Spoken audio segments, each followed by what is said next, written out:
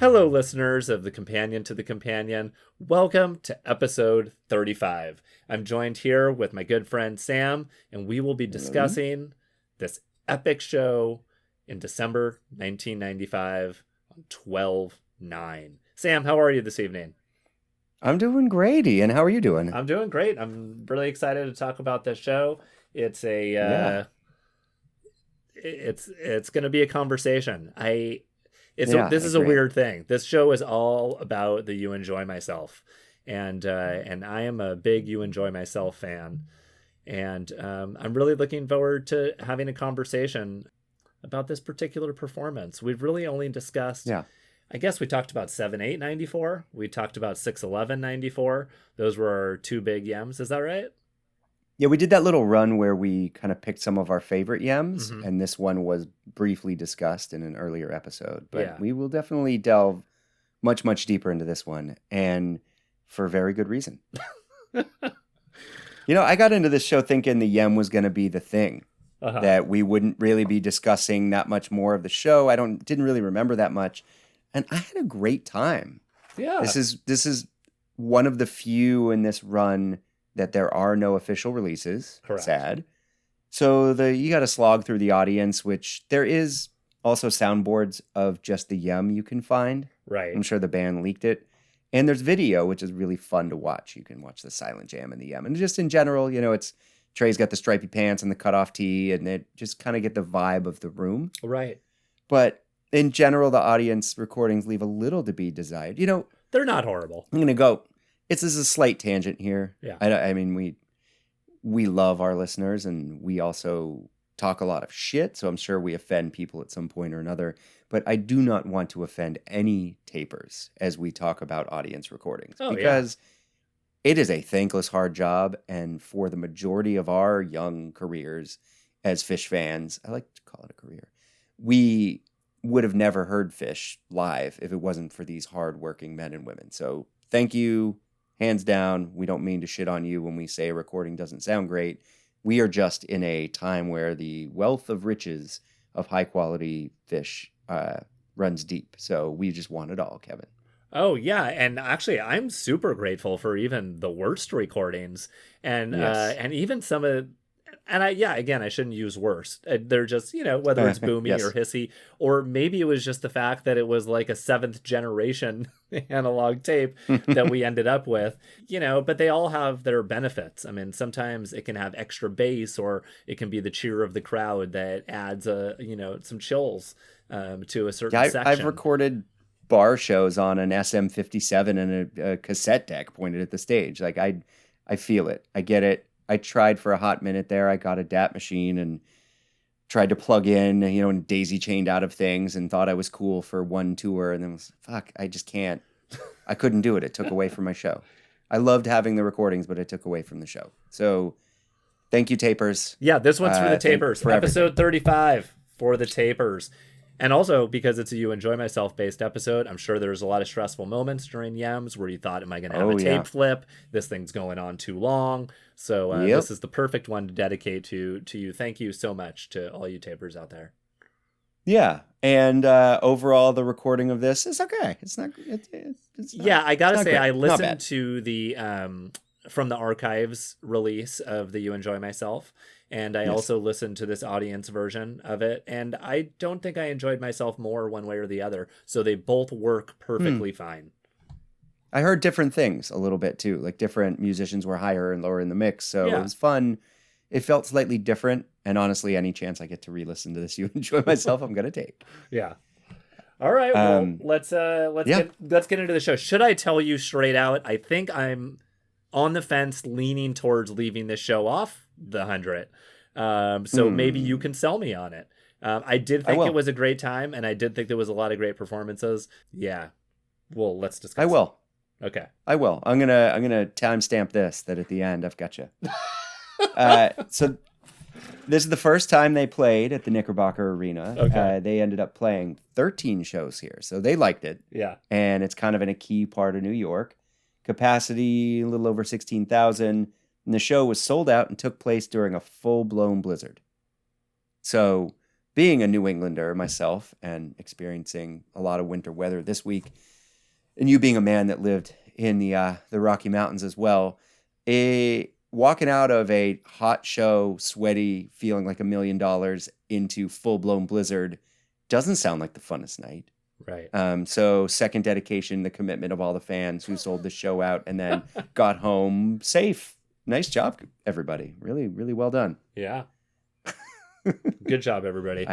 Yeah, because that's the whole jacket situation. I'm assuming you were young lads, so you were probably fine. But yeah, a delicate balance. Piles of jackets. The piles of jackets. Piles of jackets. Where'd my jacket Laughing go? at everyone, I thought somebody took my jacket. Tripping over them.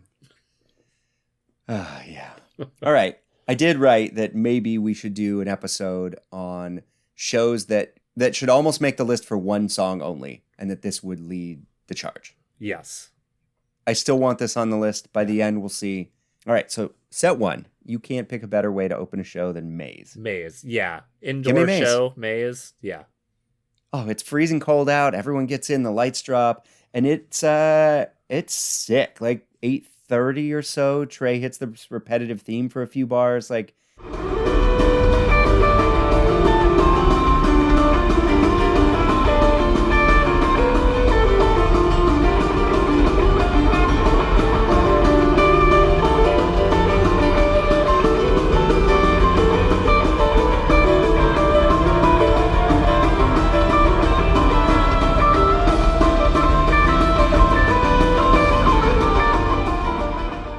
big high energy. I loved it. I thought it was great. Yeah. Paige was amazing. Whole show, I might add. But yeah, just from the get-go, was really special. Trey starts off as solo.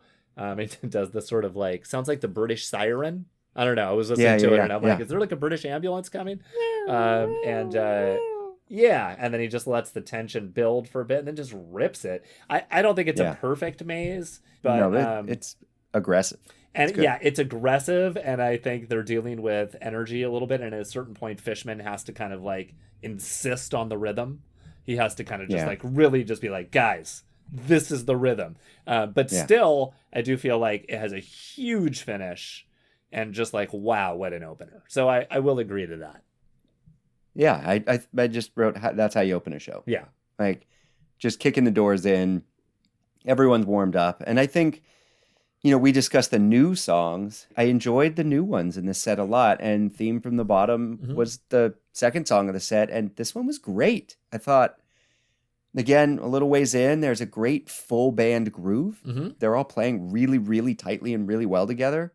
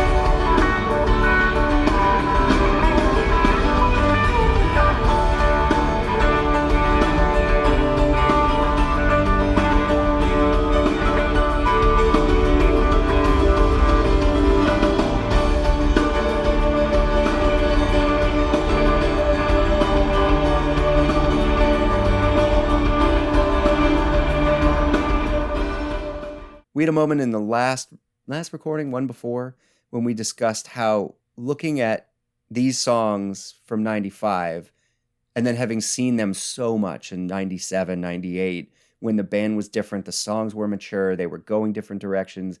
I think we're a little jaded when we look at these ones. And so I'm trying to be fresh with, this is new material and exciting material. I thought this one was great. I enjoyed it a lot. Well, I would be the first one to argue that I think 95 is the best year for themes. Sure. I mean, I think that there are amazing themes throughout the year, but I just loved it in 95. And I think it did have this full band play that Yeah. I really want to credit my wife Susie for having pointed out many years ago when we were listening to the 5/16/95 Lowell version. And it was like at the end of the jam, and she was like, I really loved that because they were all playing together. It wasn't just one of them taking a solo, or Trey taking a solo. And Yeah, and I never really thought absolutely. about that. And every time I listen to Theme since then, I always kind of notice how it is sort of a team effort. And I think this was a pretty standard version for 95. They're all great. Nothing about it blew me away, but it did have an unusually big ending. I will give it that. So Yes. they're feeling something on this evening, and they're making it Yeah. pretty evident in these first couple songs. Yeah, we can also, as we go through this, if there's a few songs you want to, I just wrote okay next to a few songs or great. Right. And this next run, and I see you sloth, rift, bouncing, kind of how I felt through that whole stretch. Yeah, I agree. I don't had know. like the sort of same, yeah. But it All was very really good. strong. And again, I think all these songs as they were playing them, like NICU is fast. And you're like, this is really fueled Yeah. by something. I'm not so sure it's drugs at this point. Yeah. Could be. But it, Just maybe pure, they were just pure energy. really proud of these new compositions, like you were saying. And they're like, yeah, we're proud of these songs. Let me play them for you. And then Sloth, same thing. Really high energy. Great. Rift. Yep. Just like you said. Yeah, a couple of flubs, but it was fast and amazing playing. Yeah. And I'll take bouncing. I mean, as I become an older Phish fan in my life, I love bouncing. Oh yeah. I'll take it any day of the week. And this one was great too. I don't know that these are the weak parts of the show. There's a couple of them for me where you listen through, you're like, that was great, but not ascending to greatness. Correct. And then the Free, I thought really like, again, new, kind of stadium rocker great. And I love the mini drum kit madness. It's really fun. Yeah, I guess I'm kind of like with you on this sort of like the Rift bounce and Free run. I was sort of just like, yeah, it's great. Standard 95. Yeah, sure. They're all the same. Sure. So and you're right. Maybe I'm giving it short shrift because we've heard so many versions. And I suppose I would have been really excited to hear these songs in 95 as long as I wasn't on too long of a tour, I suppose. A few shows. Although I'm sure if you were seeing, the whole tour, you were probably a bit fatigued at this point. By certain songs. But I think less people were doing full fall tours and more people were doing runs of shows. Sure. I'm just guessing. Yeah. But if you're in the New York tri-state area, you could have hit a lot of shows at the end of this tour that are smoking. Right. So it was a special time, I think, to be a fan. I agree. I missed it. It was as we're listening to more and more December, and in our little projects, and I'm listening to these random December shows. It's hard to deny. It is. There was something in the air. Yeah, it really was, and that is shown, I think, in this little this triad at the end of this first set, which I got goosebumps twice in this Billy Breathes. Mm-hmm. It's like an anti-solo from Trey. I pictured, being there with the swirling blue lights, and it warmed me all the way through. I love Billy Breathes, and I think it's hard to solo over those changes, it seems. And it's played close to good so much, and rarely very good. Yeah. So I went into this slightly trepidatious, and I really enjoyed it. I thought it was wonderful. Well, Sam, I got to tell you, I don't think you could have articulated that better. Yeah, I thought it was amazing in that I wrote, it's really tough song to play live. And that it's as good as it possibly could be. It's as good as any Billy Breathes I've heard. I have not heard a better Billy Breathes. Is it perfect? No. But it's a really difficult song. And I did think the end was so pretty. I think that the outro jam was fantastic. And big fan. Yeah, it was great.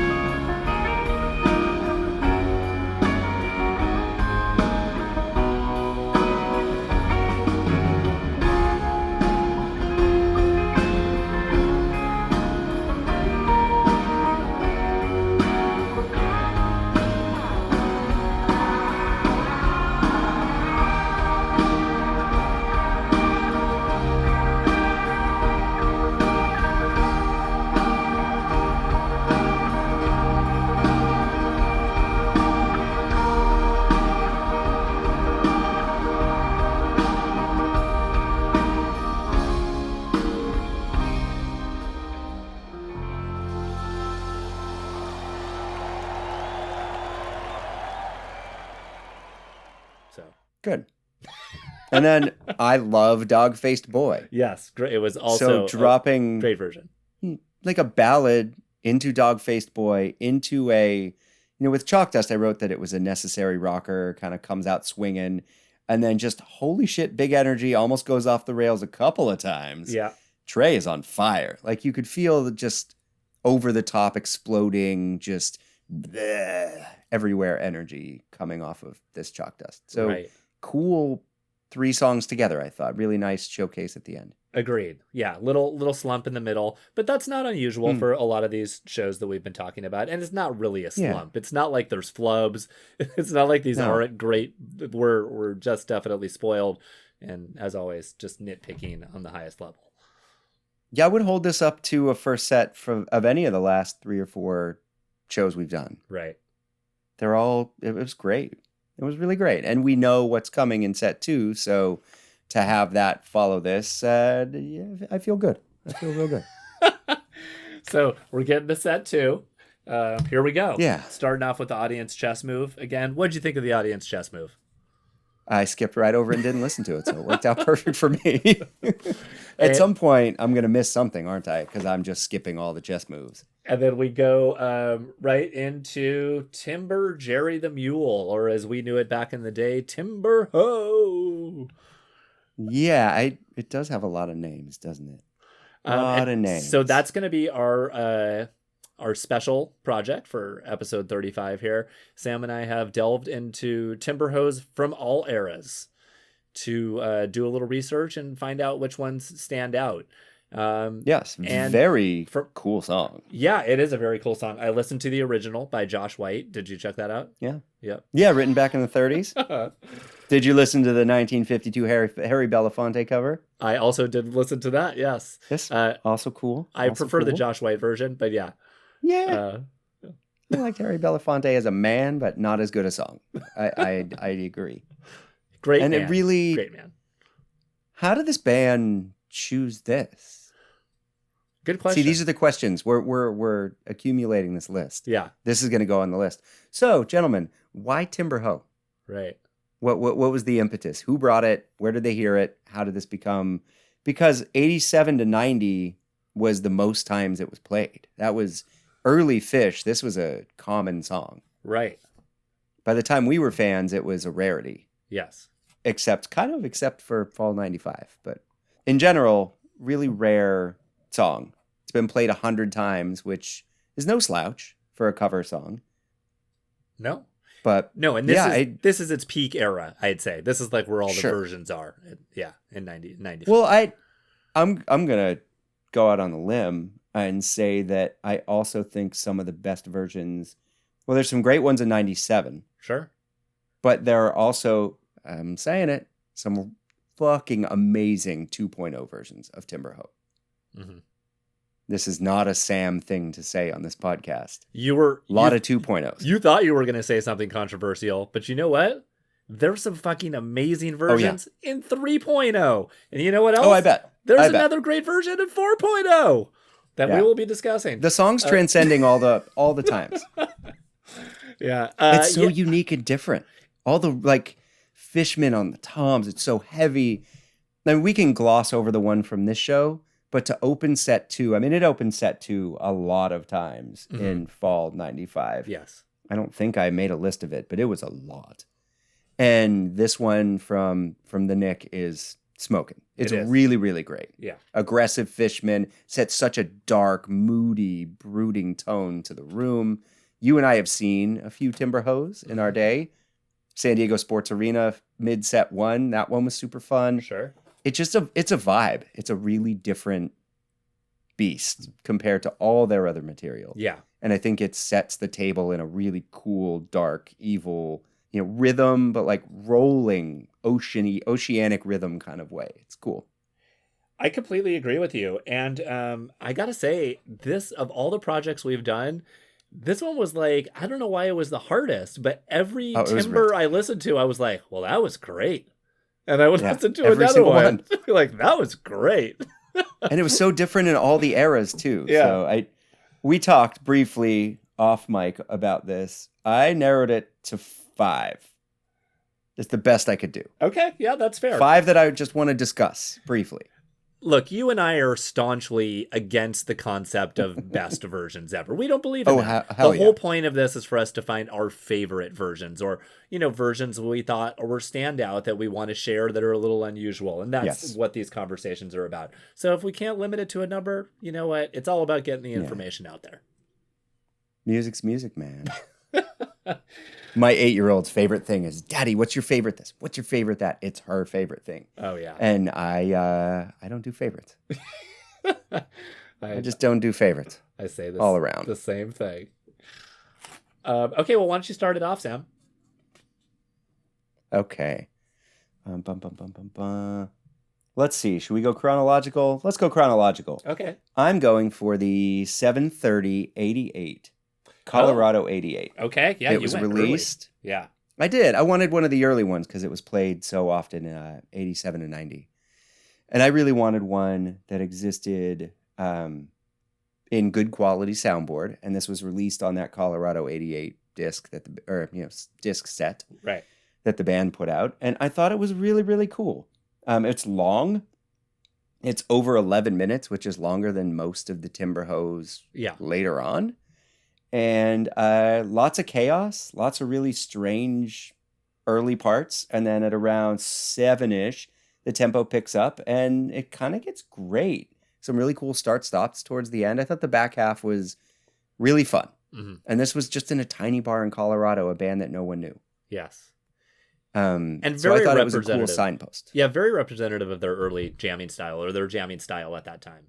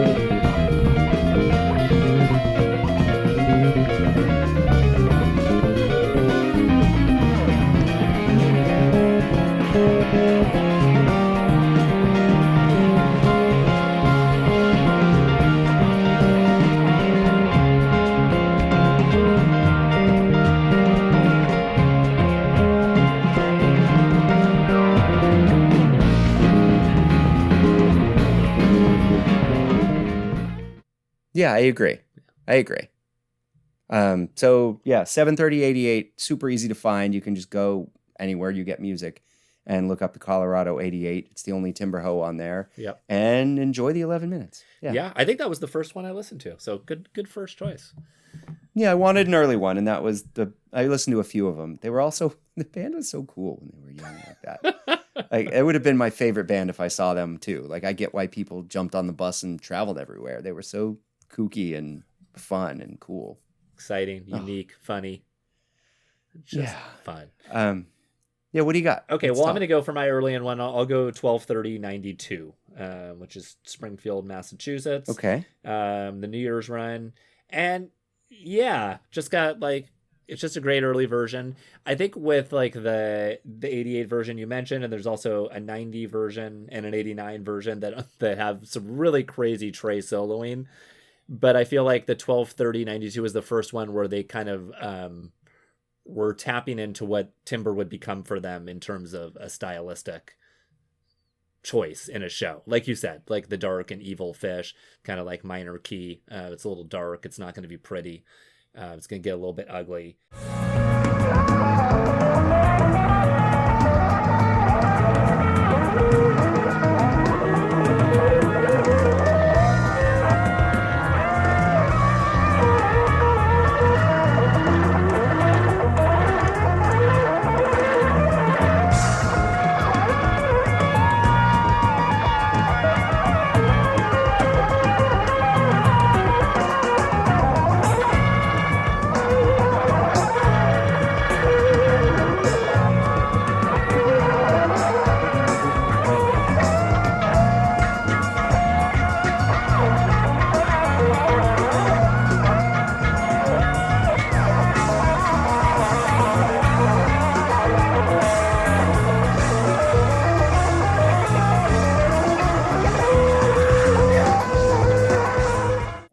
that was just one that I thought was a standout for me. As far as early ones go, because I feel like it really finds its footing in '95. Like that's where, because they don't play it from '92 until '95, so it takes a little hiatus. And that was that one sneaker. So they played it till '90, then they didn't play it again, and that was that one that existed between '90 and '95. And I thought that was, I listened to it too. I really liked it. Yeah, and they did a good job with it. It fills a gap in their. I think they're a band that wants to have as many musical styles as they can possibly have in a show. That's why they can play for 3+ hours and people don't get bored of seeing the same band. I think most bands, I'm bored after an hour and a half. For sure. You got to be a band like this. So I think that Timberhoe fills a void.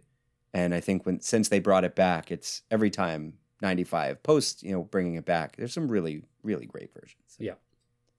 Let's see, where am I next? I guess I'm into 95. Okay. So again, the one from the Knickerbocker we're listening to is great, but my favorite from the fall, when it always opens, set 2, is 11/25/95.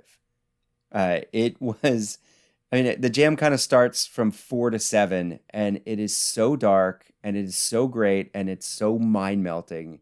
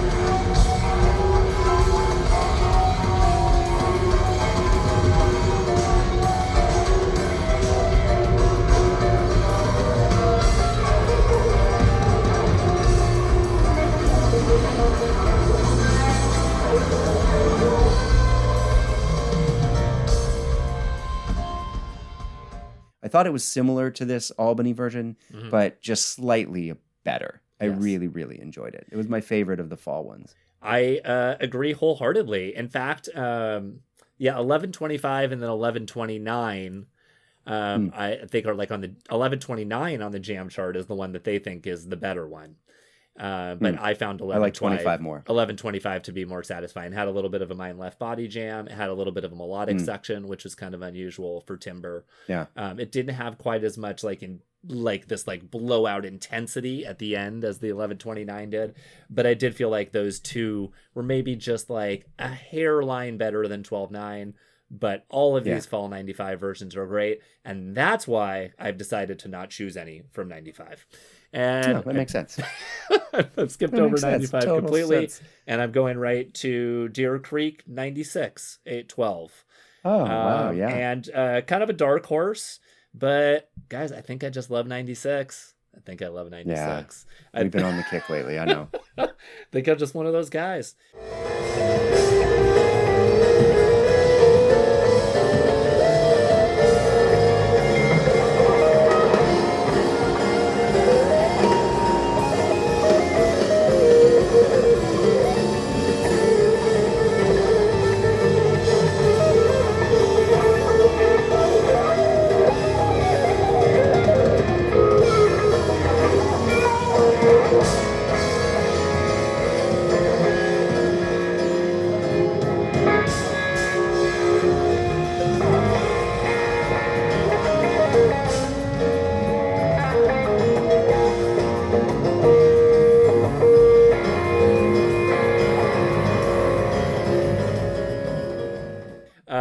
So they just released, I'm not even going to mention it, but I love Deer Creek 96. Listen to it. It's great. Yeah. I'm just going to leave it at that.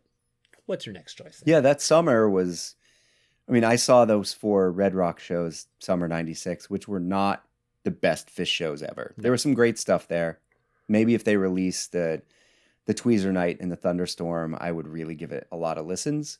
But it was one of those where you could make a 1-show collection from all 4 nights and it would be good. Yeah. But it was kind of lackluster. I mean, it was Red Rock's 4-night stand. I was pretty pumped. Right. But I feel like 96, and they released that New Orleans 96 show again from April. It's okay. But I think some of the summer shows, especially towards the end, like Deer Creek, Clifford Ball, one of the 2 nights of Clifford Ball, you decide, is great. And then the fall 96, the back half is as good as Phish gets. But yeah, I thought this Timber was great too. Deer Creek is a cool place to see them. Too. Yeah. I like it there. Big fan. Let's see. So we're into 97, and I could not choose one because fall. I mean, I almost wanted to put the Amsterdam, the July 1st too, because that one is so wild. Sure. But I chose 2 totally different fall 97s. 11/16, which I could go in a long story here, but I saw the beginning of fall 97. Denver. So I was at Vegas. Then we went to Utah, and then we went to Denver. Thank you for releasing Utah, Kev. It's awesome. But 11/16 gets lost in the shadow of 11/17 all the time. And I think 11/16 was as good a show. Mm-hmm. And I stood there and witnessed both. I mean, the amount of great stuff from this show, absolutely perfect. I think the best Farmhouse that's ever been played was from this show. Amazing Billy Breathes, going back to Billy Breathes again. A taste as good as any taste you've ever heard. A hood, again, as good as any hood you've ever heard. Super long. A Bowie encore. Like, perfect show. And Timber, God, does it open set 2 again? I can't remember. But it kind of doesn't even start until 3 minutes in. Mm-hmm. That's part of what I loved the most, is this one took so much time. It's over 16 minutes long. And it just, it does open set 2. There's my notes. And basically it's like 7 or 8 straight minutes of pure power. Mm-hmm. And it never lets up. And I remember being there and just being overwhelmed. We were up on the first row of balconies and just feeling like I was going to fall off the balcony and just roll into the floor because it was so powerful. It was really great. And then the back end, 13 or so in, it has the most gorgeous, like, ocean deep, that like 97 Deep Phish, where it's just dark and evil and beautiful all at once, and you feel like you're underwater. It's very ambient. Like, it's a very ambient-ish jam, I would say. Yes. Yeah.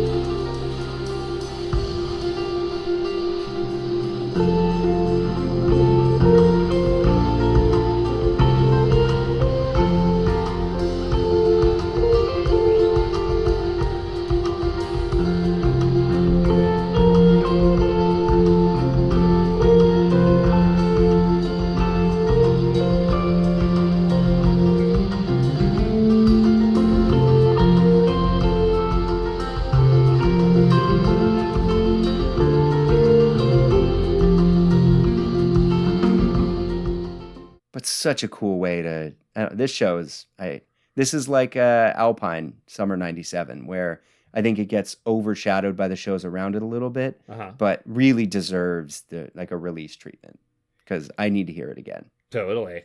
Yeah, I think it's an amazing version. And I actually thought, like, I remember I listened to it a couple times and I remember thinking, like, I wonder what it was like if you were there. Like, and so I'm not surprised that you chose it because I bet it was really powerful there.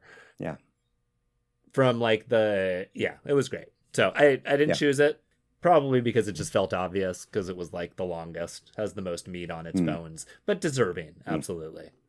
Yeah. And then, but there was also, 97 was like a great year for Timber. Yeah. Like you said, the 7-1. And I love the 217 version. Both of the versions on the Amsterdam, I think, are great. I think they both have things going for them. I have a hard time choosing between the two, and I listened to both of them many times. And as we've talked about before, the recording on Amsterdam is second to none. So enjoy. Sounds so good. But for my choice for 97, I went with the Nutter Center. I went with 12/9/97. It's my next one too. So you talk. It just had it's so different than this one. Yeah, it had just a certain je ne sais quoi. I don't know. It just had like something about the sound of it and the space with which they were playing and listening to each other that I just felt enchanting. And I felt of all the versions, this was the one that I kept wanting to go back to. And I think in the future, when I'm like, I want to listen to a Timber, I think this is probably the one that I'm going to go to.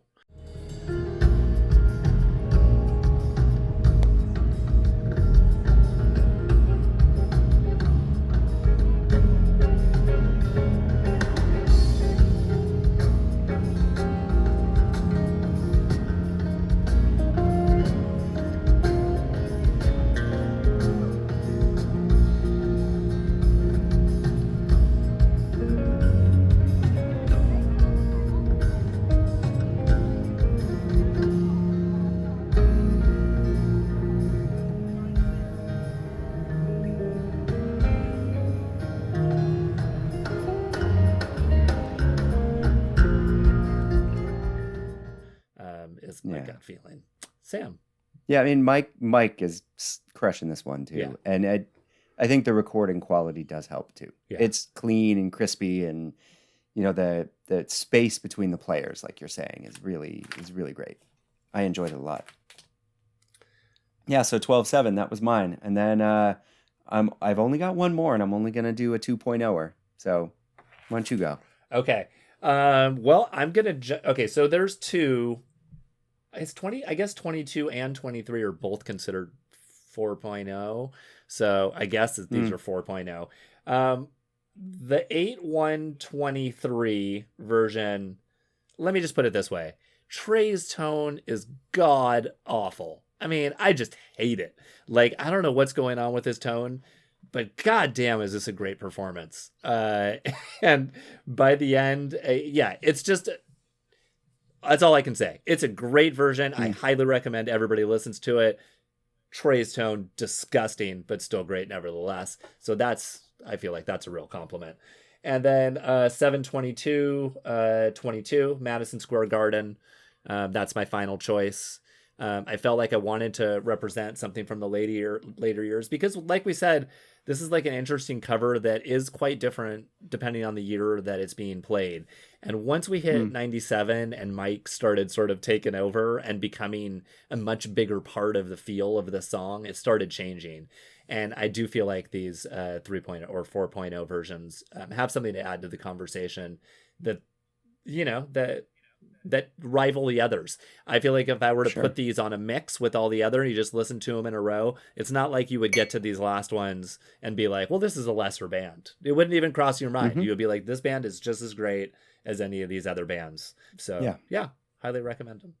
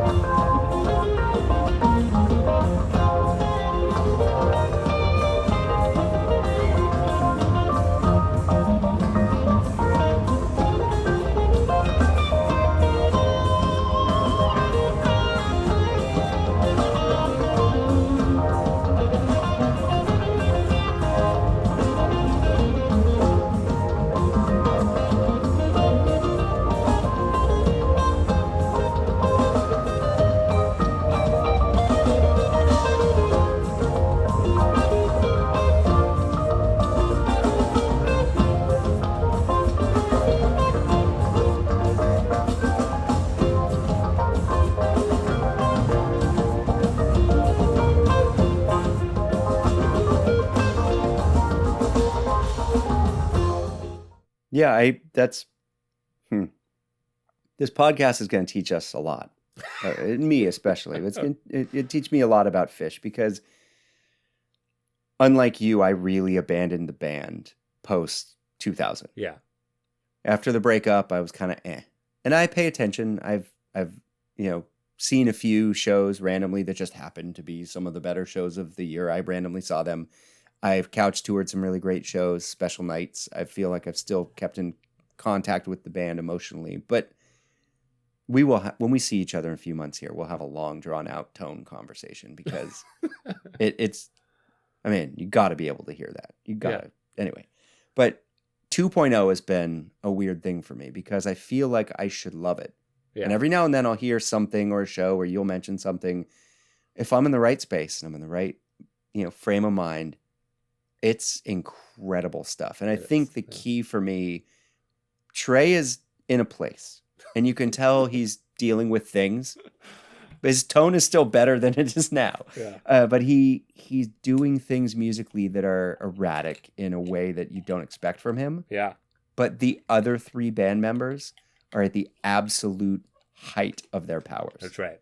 And the 6/24/04 version of this, like Mike and Fishman together are as good a bass and drum combination as you could ever hear in your life. That's for the entire song. Like at the beginning and then even like there's this moment at the end where it's like Mike and Fishman again, just wow.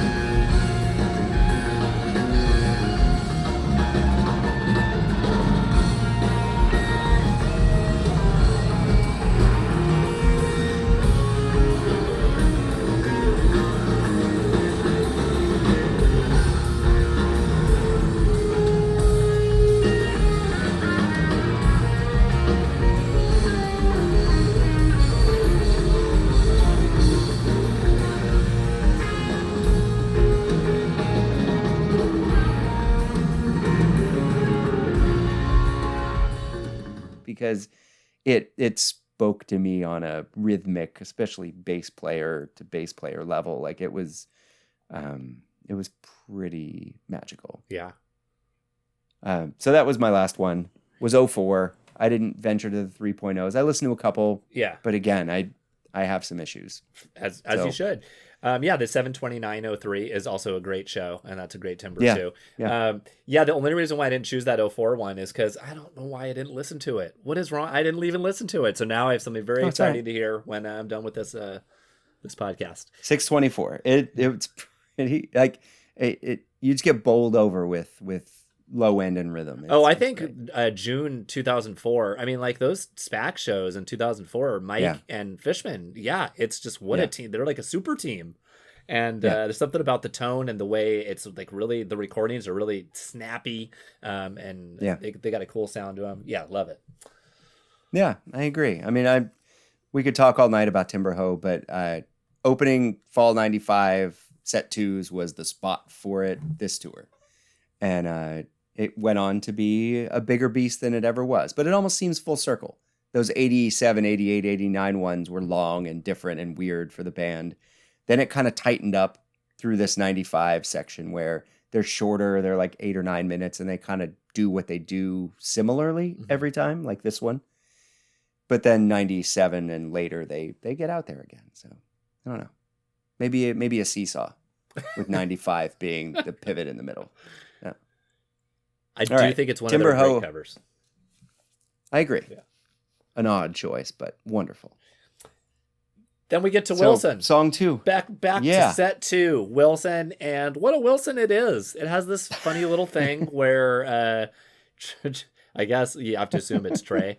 It has a little keychain that has Beavis and Butthead's quotes on it, and he's using it to do samples in the intro to the Wilson. So early samples. And it is funny now that the samples are a thing, and they're like a real thing in 4.0. I have noticed it going back in history. A lot of samples being used. Yeah. It was always a thing for them. So, but Well, very, very. These were funny. rhythmically well placed. Yeah, very rhythmically well placed. Perfect. The ass wipes. The this sucks. White. Ass white. Ass white. Ass white. Ass white. Ass white.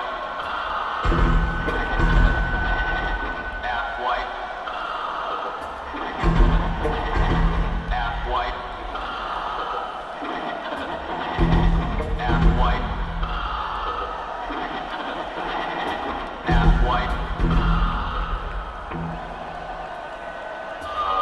This sucks. Yeah.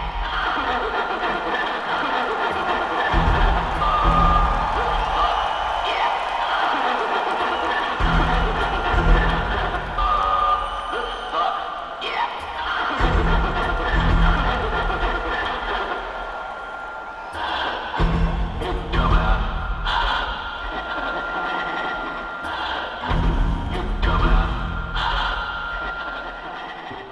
They were all really. It's stupid.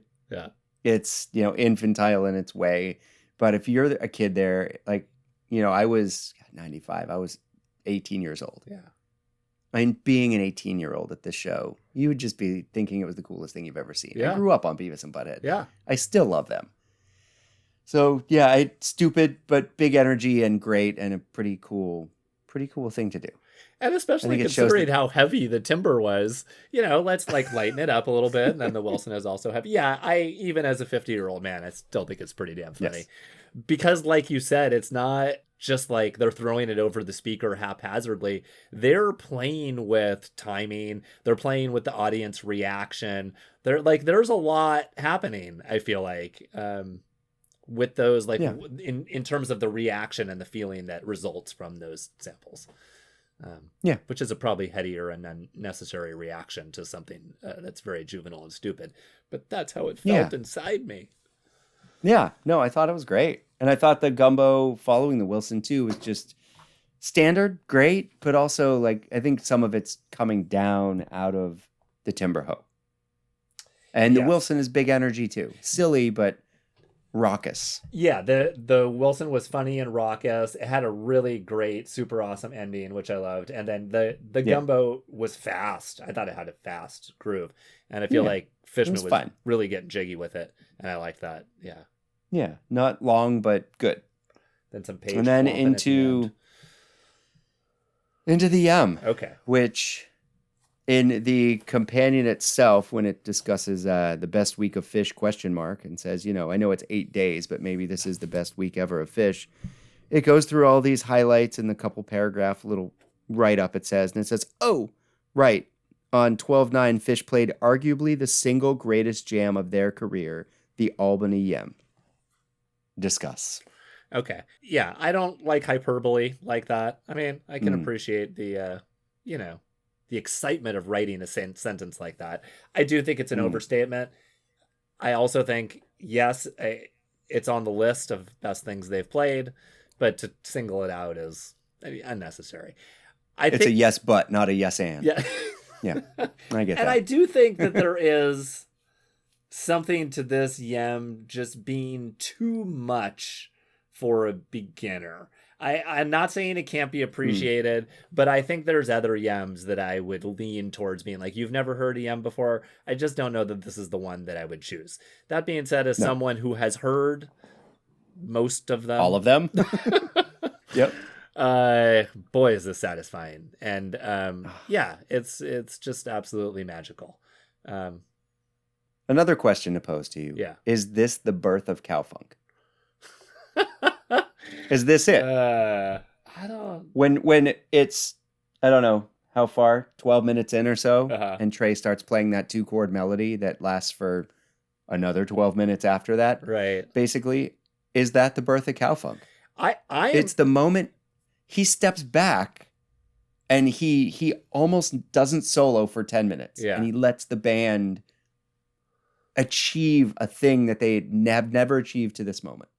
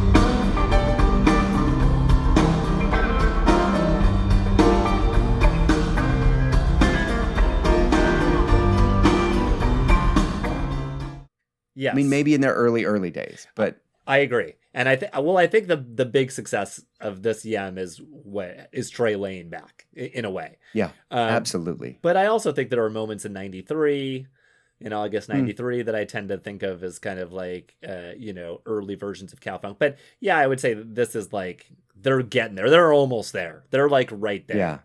Mike Yeah, is finally it's kind of coming chomping. in, figuring it out. But yeah, I guess my first thought isn't that it is funky, but I don't know, funk. It's cowfunk, right? It's something Yes, different. that's what I mean. Yeah. Because it's not, I mean, they do the shaft teases and like, Yeah. there's that stuff where, backing up briefly before I go to this point, there's 2 or 3 times Trey starts to solo Mm-hmm. and stops because it doesn't work. Right. It's like the universe is speaking to him and saying, no, my son, do not do that. Back up. Let the groove be the groove. Back away. Right. It's wild. Like when you're really deep into it, you feel him step up a little bit with single note soloing, and then he has to pull back because the band is too locked in to let that happen. And the minute he pulls back, it's almost like he comes up with a rhythmic phrase that is superior to single note phrasing. That's right. And I think to me, that's why this births the cowfunk in some ways. And Page's sick ass, like start, stop, clavinet, weird soloing later in the song. I think that speaks to the next level of what they're about to do in 96, 97 as well. Yes. With like the start, stop funk that was, all the rage for years there. Yeah.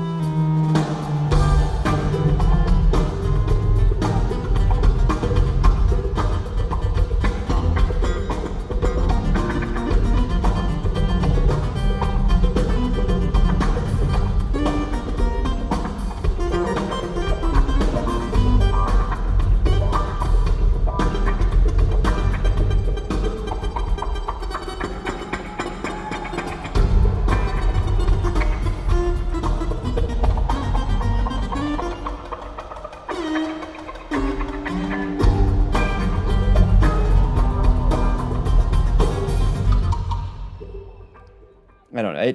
It has all the parts, but it also has that 95 fire.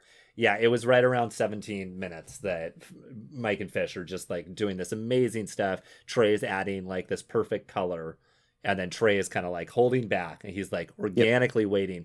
So I thought something that like a vision that I kind of had is that Trey is like surfing. I saw Trey as like surfing in this You Enjoy Myself, or like sometimes he tries to catch the wave, but he just like falls right off. And then he kind of waits, and then once he catches that perfect wave, he just goes on this ride, and it's just like so smooth, and it's kind of unnoticeable. It's not overpowering everybody else. But we'll start at the beginning. I do feel like the opening space section had a really lovely churn to it, an unusual churn that I thought was great. Sure. And it was hard for me to place whether they were vocals or not. Do you know what I'm talking about? It was hard to tell whether they were doing it with their voice or whether it was like trippy effects from Trey. I couldn't tell. But either way. Yeah, you can watch this whole show on video. Oh, okay. It's kind of shot from like a single cam that moves in and moves out up in the balcony. And I skipped to the good part of the Yem and I watched that whole section. Okay. Just because I also wanted to see the silent jam and see what that was like. Yeah. So I didn't watch that part, but you could probably watch through and find out. It was a But rhetorical it was question. weird. Never mind. It was strange. Yeah. It was strange. Strange in a good way. But yeah, for like the composed section, I feel like Page and Phish are like really on, really clicking. And yeah, then the jam starts. Trey comes in at 11 minutes. kind of like explores a little bit, but like you said, he's sort of not, standard. Yeah. yeah, he's just trying to find it. But yeah, I don't know, when we hit like 13 minutes and 45 Yeah. seconds, I think from that point on, we're When that 2-chord melody just locks in and Yeah. the rhythm locks in, it's like 20 minutes or 18 minutes of just joy. yeah, Like we discussed this when we were discussing Yems to put on as our favorites, some of our favorites, and I told a story, but I was in a band that we played instrumental music, and we improvised a little bit. There was a member of this band that did not enjoy improvising as much.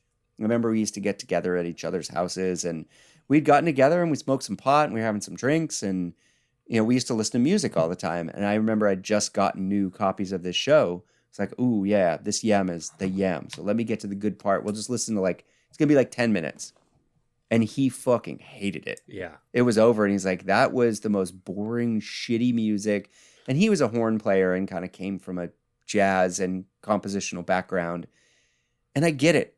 If you're, like you said, it's not for beginners, and that if you're not locked in, if you don't get on that way, I hate surfing metaphors, but if you're not on the board with Trey, if you're not Right. there with him, if you're not on the wave and in the ocean, Bravo. are not experiencing this. Like, if you're just watching it from afar, like I watch a lot of, I surf, so I watch a lot of surf contests. Good. I could watch the same, like a great surf contest, I can watch it 20 times. Right. And, my wife thinks I'm insane. But my brother, who's also a very talented surfer and has been his whole life, he and I are the same. We're like, we'll send each other texts when a contest is airing live and be like, oh my God, this is the best thing I've ever seen. Whereas people who don't surf, they're like, I don't get it.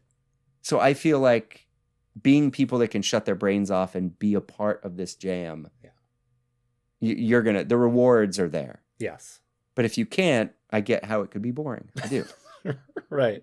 It's just not me. I'm never going to be bored. That was very generous of you to say all that. But I would say, if you're dancing, like if you were standing up and sure. you were dancing with a friend, there's nothing to not like.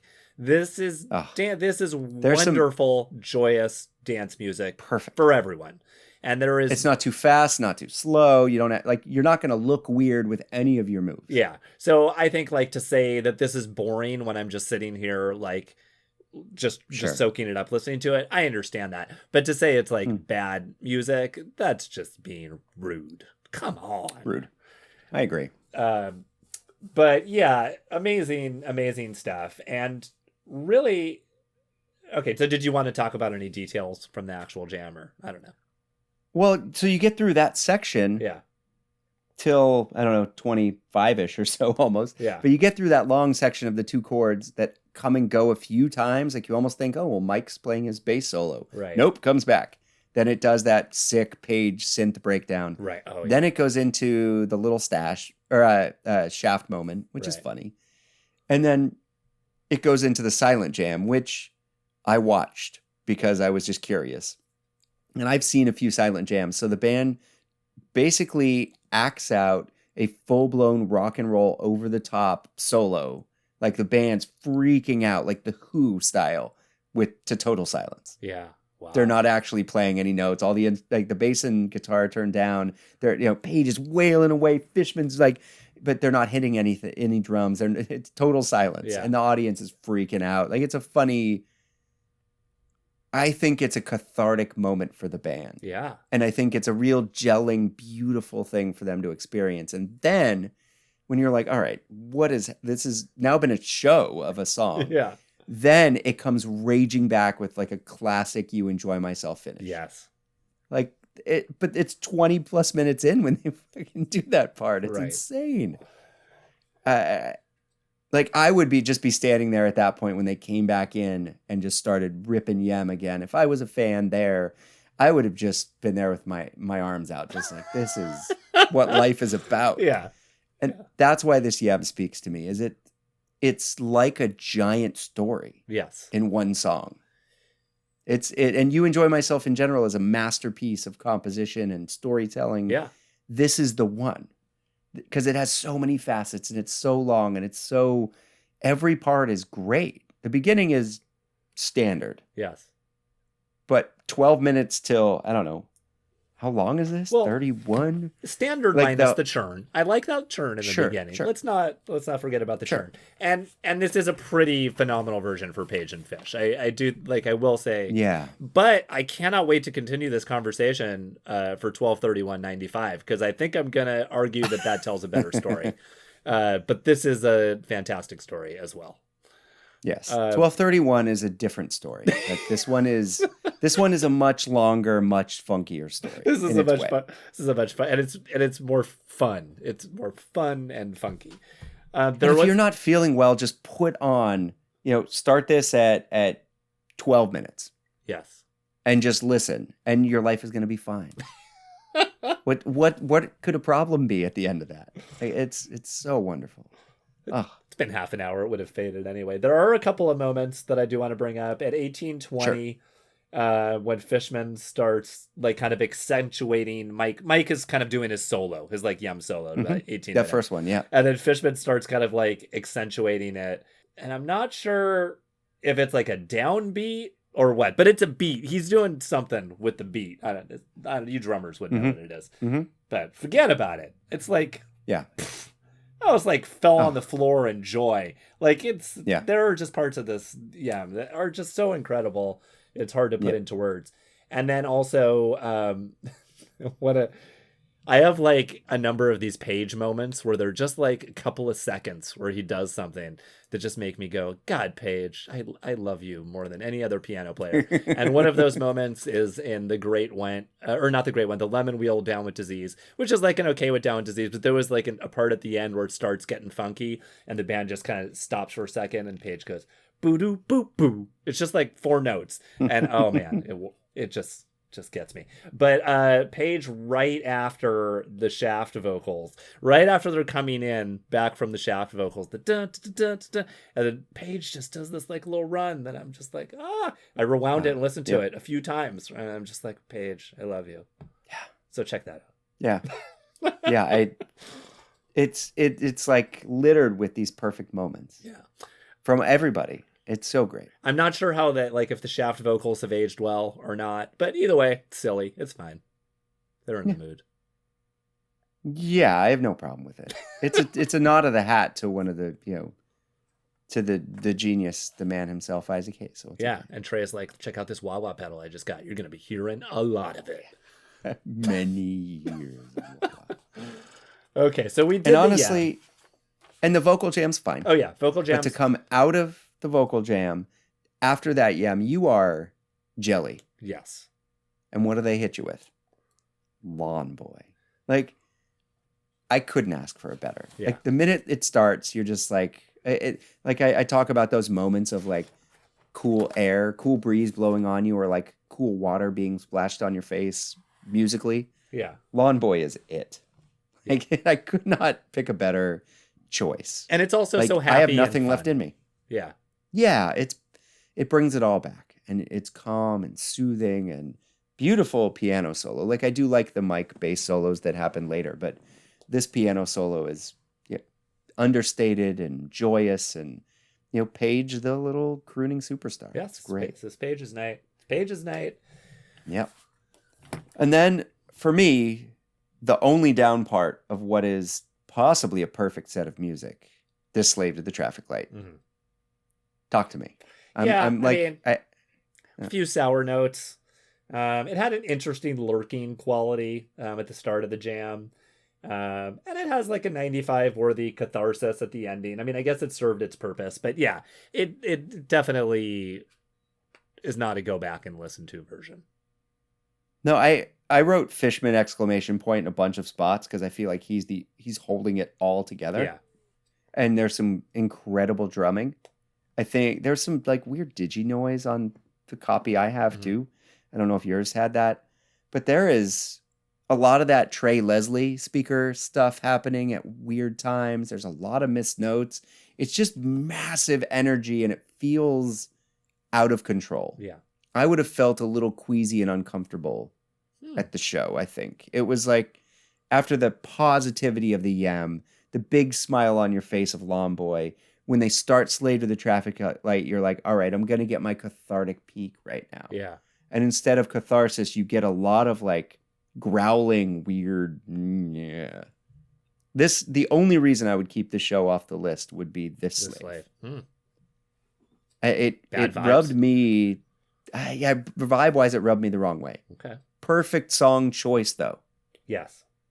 But post slave with this like end of the fourth quarter here, I'd be fine. I think I'd walk away just fine because this crossroads, it seems kind of like an impromptu thing. Like Trey just starts hitting, and the band jumps on it, and you whip out a couple, lines of verse, and then from like a minute in, it's just shredding Trey, and the whole band jumps on, and it's like go go go energy, and it's a perfect kind of capper to the set. Yeah. So the Unnecessary, but cool. Yeah. Yeah, I think if the slave peaked perfectly, you could have walked off stage. Yeah. But I like the Crossroads and the Sweet Adeline as like a nice a cappella closer after. Really good choices of songs. I just wish that they learned the lesson, especially Trey learned his lesson from the Yem and just took a back seat in the slave. Yeah. And let it be. I don't know. And I'm being harsh on it because top 100. What are we gonna do? Yeah, I'm with you in fact that I think like the slave, Crossroads, Adeline, and then Loving Cup Encore, which I think I've heard better. It really dragged. But still perfect encore, right? Like it's Loving Cup. Yeah. Come but it's on, also you're like ecstatic. But we already had like the guitar blowout with Crossroads. At the time I would have been fine with it. As an older guy, I get a little frustrated with too many guitar solos. But yeah. But big classic rock cover as an encore. Like, what a beautiful buzz. We're all having a great time. And a We're all rarity going at the into time, a fucking right? snowstorm. Yeah, and you would think, like, as a fan, you've heard the Bomb Factory, right? Right. And that was the Loving Cup for me when I was a young fan. Like, I knew the Rolling Stones, but that was Phish doing Loving Cup. And this would have been, like, tying my brain into something like the Bomb Factory. Right. Because that one really mattered to me, because those tapes circulated everywhere. So, I don't know, maybe. I liked it. I thought it was a really good. Everything post Yem I was fine with. Just the slave. I don't know. Losing it in there. Like there was some rough stuff. Okay, I don't know where I'm at. We're gonna have to regroup on this and see. Maybe you talked me up a little bit. I don't know if you've talked me all the way up. Yeah. I know that the next show we're discussing, which is coming, I'm waiting for so many people to just binge every single hour and episode of our show and to plow through. And when they hit this episode, know that 36 next is 12/14/95 in Binghamton, which is, I don't know, people talk about as being one of the top 5 Phish shows of all time. Right. We will dig it apart and see. I'm really looking forward to this one more than almost all the ones that we've done before, because this is a show that I feel like I have failed to totally connect with thus far. I mean, I know there are awesome parts to it. There's no question about it. But this is like one of those, like the second set where I've listened to it so many times and I always feel like a little sad when it's over. Like it takes something out of me. So I can't wait to like listen to it from like a critical perspective and to see kind of how it lands this time. There's people out there, and mind you, not me, but there's people out there who say set 2 of that show, which will be the next episode, is possibly the most perfect set of Phish music ever. Yeah, many people say that. Yeah. And I'm with you on this, where I've listened to the show a number of times. I've enjoyed it, but I don't know that I've given it both the critical lens I should, the time I should, and the care I should give it. I think it was Live Phish Volume 1, 2, so it was like they were hot on putting this out. Yeah. So, yeah, we'll discuss. Both of those shows in some ways would... we'll move on to our post-show a little bit here, and I don't want to spend too long on this, but we think there's an outside chance that Kevin Shapiro might be listening to our podcast, only because my white whale of a show that I saw, and there's only really difficult to listen to audience recordings of, was just released this week officially through Live Phish, and I think it would replace 12-9 on the list, possibly. I think it might possibly replace 12-14. I'm biased. I'm as biased as a person can be about that show. But that's all I've listened to this week for the most part. Yeah. And it is... We may do an episode on it, so I don't want to go down the road too far. But it is magic. It's just all the things. I'll tell you how I've been with this show. Is I think of how Bill Hicks says that when you have a sore tooth, you can't stop touching it. The show, I cannot stop listening to the show. I've listened to the Timber Taste. I think I've listened to it 7 times since it's been released, and I'm not even a saxophone fan. But and I don't even think the Timber is like all that. I mean, it's great, but just the way it segues into the Taste. There's this little intro jam to the Taste. It's just, and all of it's great. Every song, everything. We'll have an episode and we'll discuss it. But I did want to tell you, Sam, and I don't want to anger you and have you leave this podcast angry. No. But there's a new Phish fan, like someone who's getting into Phish now. He's obviously a kid, and he was on Twitter and he said, "What should I listen to tonight? 11:30:96 or 2:28:03?" Which is an amazing show in its own right. Sure. But every single response said 2003 without question. What are you even thinking? Yeah. And I guess I kind of get it, but it makes me sad, and this is what I want to say, that these are 2 totally different bands. 2:28:03 is all about groove and feel and jamming and this expansive giant dance machine band that is listening to the audience and creating this sort of, I don't know, like sort of interactive dance party environment. That's what 2003 was like. There were these huge jams.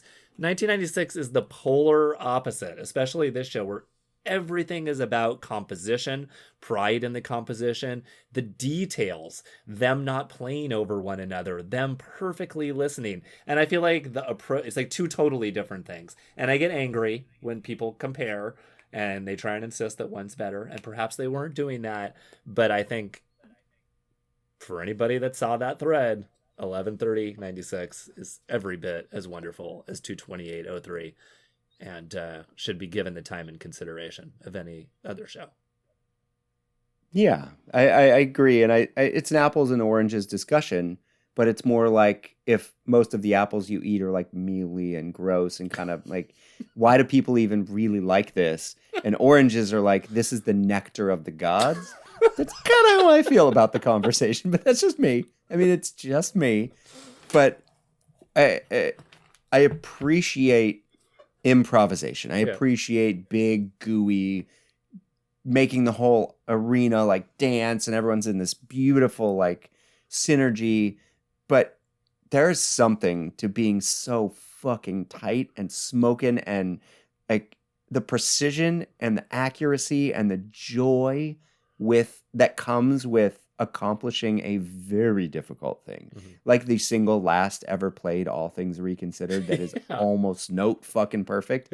The joy that oozes off that band, that the joy that sparkles and the energy in that kind of music is very different than like, we're going to slop through, we're going to get through okay and they'll be fun playing, but we're going to play at like 3/4 speed this song that we've been playing for 20 years. And then we're going to have a 15 or 20 minute, like goopy, really good listening, big ears, like psychedelic dance party. That's fun too. Yeah. But it's often, to me now, being, again, an adult who appreciates music in a different way than I did when I was a teenager. It's a mealy apple, you know? I don't know. Yeah. It's not that bright, sparkly citrus for me. I enjoyed that analogy very much. And I also would like to add that I do think there was a shit ton of improvisation in 11:30:96. It's just different type of improvisation. It's micro. It's so snappy and like tight and like and it's one of those shows where the first set might be better than the second. I can't even tell. I don't know. And I remember the first set ending, and a friend of mine at the time, Dave, just looked over at me and he was like, "Man, what do you think they're going to play the next set?" And I just looked at him and I was like, "It doesn't fucking matter." Yeah.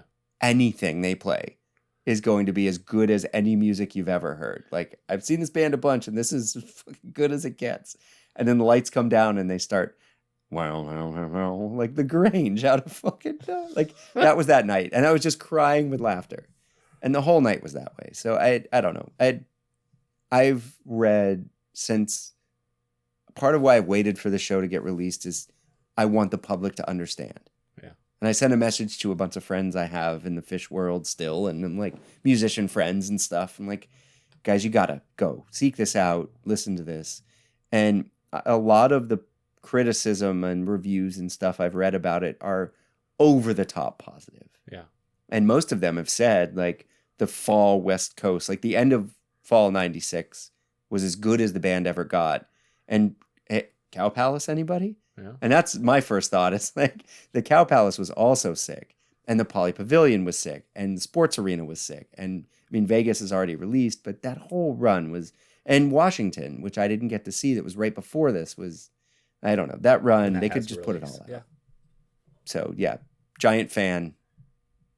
All I've been doing really is listening to Phish. Kevin, you're doing such a great job. Can we just say, and I Kev. saw that the Philadelphia Spectrum box set is coming again. Jesus, buddy. Great Stop choices. We are happy Phish fans.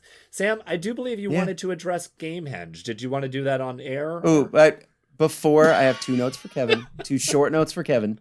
First one, I mentioned it earlier this episode. I very much enjoyed 11/16/97 as much as 11/17. That would be a nice addition to the fall. I appreciate it. I know we just put out Utah, but don't slouch on the 16 and Alpine 97 that summer. I mean, just saying, just putting it out there. Wait, Alpine 97 hasn't been officially released?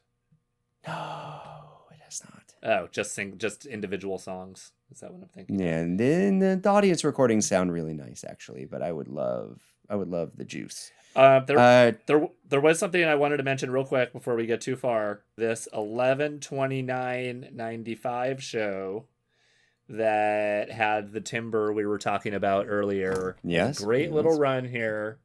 Timber, Sparkle, Simple, Possum, You Enjoy Myself. Great stuff. Just listen to it. I couldn't physically take off my headphones because that's how good it was. My brain would not allow my arm to remove my headphones until it was all over. So 11/29/95.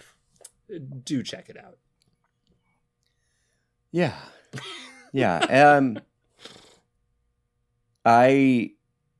All I'm gonna say about the Gamehenge, because we don't we'll discuss at a later date in person. We could talk for a long time about it. Applause. Well done, guys. Nice job. It is kind of a musical. It's supposed to happen.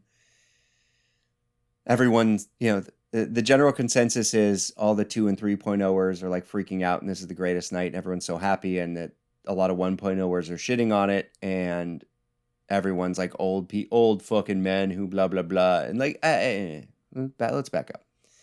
Another telling thing was someone wrote, it really sounds like they practiced the songs. Mm-hmm.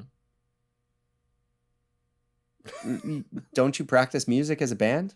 Like, is that supposed to be a fucking gold star? Well, they've been very clear that they do not correctly. Practice. They've been very clear. But like, you don't get a gold star for practicing. I'm sorry. You're millionaires who make millions of dollars being on tour. Like, you should fucking rehearse the shit when you're going to do it. And they obviously did because there was theatrics involved. Yeah.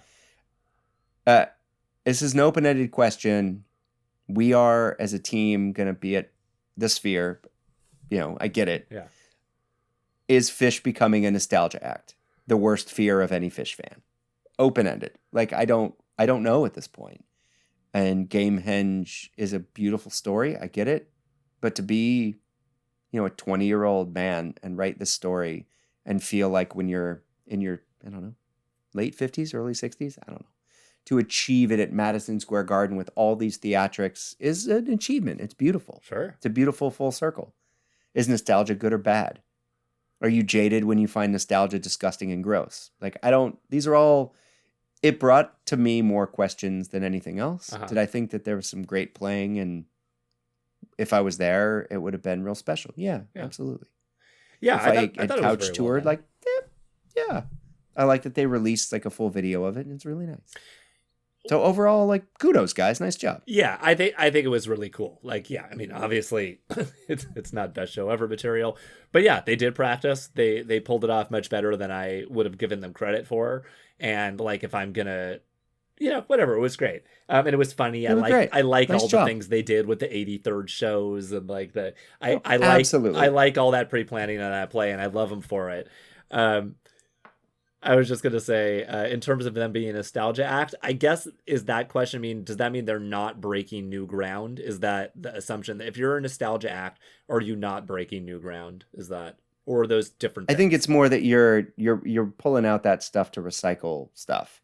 And I'm not saying a yes or no. I'm saying that's people's critique of this. Right. For me, you're a band. Do whatever the fuck you want. People are going to love it. Right. But is this pissing in people's ears and them lapping it up? No. Are you going to listen? Yeah. Are you going to listen to this Gamehenge more times than you're going to listen to 11/30/96 that was just released? Well, no. No, you're But if I decide to listen to Gamehenge next time, I probably will go listen to that one. The next time I listen to Gamehenge. Because I do think it was a peer with the other. I don't think necessarily the other Gamehenges were that much better. I think this one had a lot of cool stuff to offer, in that it was just different, and the other ones were the same. Yeah, and I do think this was the last one. And I do it's think not gonna. This was the last one. Even if this is the last one. Even if Phish oftentimes isn't breaking ground in a way that I want them to break ground, I do think they all are always moving forward. In a way that a lot of nostalgia bands, like when I think of a nostalgia band, I think of like The Who, and they're playing like the same set list in the same way. Then Paul McCartney, they're doing it every night. Elton John or whatever. Phish is still. Can I live while I'm young? Yeah, I mean, Phish is still. Yeah, but Phish is still like new material all the time at the very least. Yeah. So I think that in and of itself makes them a non-nostalgia act. And frankly, some of these new songs they're not bad. Some of them are really good, I think. Sure.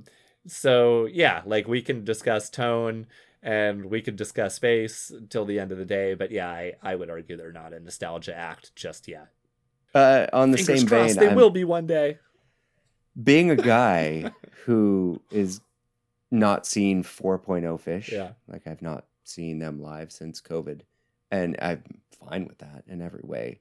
Going to the Sphere, I've decided to not learn a new song they've written since then, because I really have listened to nothing new, and every now and then I hear something, I'm like, all right, whatever, I'm not going to put my time in, for various reasons. So I'm going in as blind as I can, which is going to be really nice. I hope there's material I don't know. Well, don't be that nostalgia act for me. The Sphere will be its own thing. That I've always, like, every time I've taken a break from Phish and gone to see them again, I'm like, I wonder if they'll just have all new material. I wonder if they'll throw everything out and redo all of it, because I know that's in them. Right. I know that all of them are capable of saying, let's just be a new band. Like Kazvat Voss was. Yeah. Let's be a fucking new band. And they still have that in them. And when I think about something like the Sphere, I think, all right, guys, this is your shot. Yeah. You just did Gamehenge at Madison Square Garden when your 60th fucking show there, and it's this huge anniversary, and it's so exciting. It was beautiful, like seeing the famous Mockingbird and the Multi-Bees. Like it was theatrical and beautiful, like it was supposed to be. So now, give me new Phish. Yeah, I think there's no reason for lyrics at the Sphere at all. I think the Sphere is calling out for no lyrics. Just you don't need them. What are we gonna do? A fucking Contact at the Sphere? Like there's giant arms waving. Like, guys, I mean, we're talking 11/30/96. That Contact was sick. I was a guy in the audience with fucking arms. Like, I want different. Yeah. I always want different. I'm the guy who pushes. Like, I am like, don't give me that shit. Give me the new shit. So I'm trying to go in blind. Agreed. And you know what? Just because tangents are what this show is based on, I do want to say, what is it about like a perfectly placed second set Contact? The bomb. Yeah. And like you'd think it wouldn't work, but it so works. No, it's about the groove at the end. Bonner Springs. And I woke up one morning in November when I realized I loved you. They're like the calm part. My kids like some Phish songs. Yeah. And I played some of that show for them because I was like, it's all I listened to for the last week. Yeah. And they liked it. They were singing along. They were having a good time. Nice. But that groove is sick. Like, it's like the grooves in that show are so snappy and so fucking tight and not flappy, not flobby, not like, Get up off like of that it's thing. not cow funk. It is not cowfunk. It's totally different. It is. It's aggressive. It's like Yes. it's like aggressive, sharp James Brown angular funk. Yeah. Yeah. I like Duran Duran funk. Duran At times. funk. There you go. Like fucking snappy, sharp, like shiny funk. It's not like goopy, oozy, round funk. It's like sharp and shiny, and like, you know, your hair is real perfect. Ah, it's so good. Let's finish this with nothing but Phish. Let's not even discuss what else. Okay, let's wrap it up. For all the listeners out there, you can do a drinking game for all the times that I said that's right this episode, because I did notice halfway through I was really leaning into that one. Not sure what I watched or heard recently where they said that's right. But Yeah, there could be some fun drinking. Everybody just drink more. That's the plan here. You know? Well, that was a pleasure, Sam. I look forward to discussing the show that 12-14. It's coming. always think of And June. I think 12-9 is like maybe on the list. Yeah. I want it on there. When we get to the end of this, we'll have a fight. It'll be great. I really like A this verbal idea of spitting like match. a special list of shows that should be on just because the jam is so fucking good. Just like one jam. Single song. Yeah. There could be like a honorable mentions. Like 12-6-97. I'm guessing that. I mean, I'm sure people will argue that the Isabella and whatever. I probably just got myself in trouble. Well, I'm sure it's on the list, so we'll get there. I love 12-6-97. Love it. Well, it was like the bathtub gin. What's the August 93 that has the bathtub gin that everybody talks Murat? about? It's like named. Yeah. That is one of my least favorite parts of that whole show. Right. And everyone's like, the Murat gin, it's what you go to first. That fucking show is light years above so many, even of August 93s, beyond the gin. The gin to me is like, it's got its moments. Right. Not my favorite part. Whereas this, like, it's kind of the best part.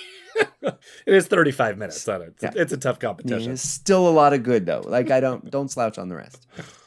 Official release, Kev, we'll all, like, tout the rest of the show more. And it'll definitely make it. All right, everyone. Well, we will see you next time for episode 36.